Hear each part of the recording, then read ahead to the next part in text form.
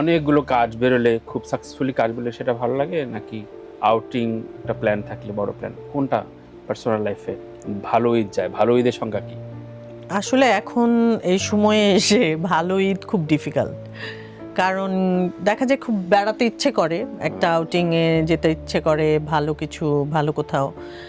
কিন্তু আলটিমেটলি যেটা হয় এখন আমাদের জীবনে, কোথাও বেড়াতে যাওয়াটাও স্ট্রেস, কারণ এক গাদা পুরো ফ্যামিলি 4 জনের সমস্ত কিছু গুছাও, নিয়ে যাও ওখানে বেড়ানোর, এভরিডে তাদের কে কি খাবে, কে কি পরবে, কে কোথাও যাবে, একে ঘুম থেকে উঠাও, ওকে টেনে উঠাও, ওকে রেডি করো, তারপরে এই ট্যুর শেষ এসে আবার সব আনপ্যাক করো, এগুলো ধুতে দাও, মানে নানান কিছু বিষয় আর কি। হ্যাঁ, তো এটাও তখন আর একটা পর্যায়ে গিয়ে আর আনন্দের থাকে না।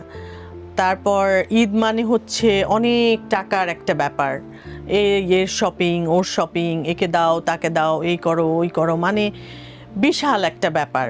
ধরেন যখন অনেক কাজ থাকে বা মানি ফ্লো থাকে তখন হয়তো কোনো কিছু মনে হয় না, আনন্দের হয় তখন, কিন্তু মানি ফ্লো কম থাকলে তখন সেটা একটা স্ট্রেসের হয়ে যায়।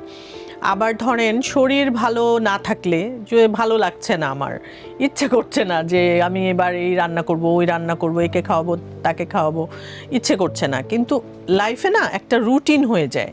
যেমন আমার জীবনে, আমার বাসায় ঈদের দিন রাত্রেবেলা মানে ওপেন হাউসের মতো সবাই আসবে আমার বাসায় খাবে। তো এটা এখন অলিখিতভাবেই হয়ে গেছে।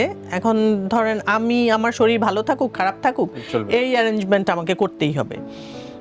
তো অনেক সময়ই দেখা যায় যে এগুলো অনেক বেশি স্ট্রেসের হয়ে যায়।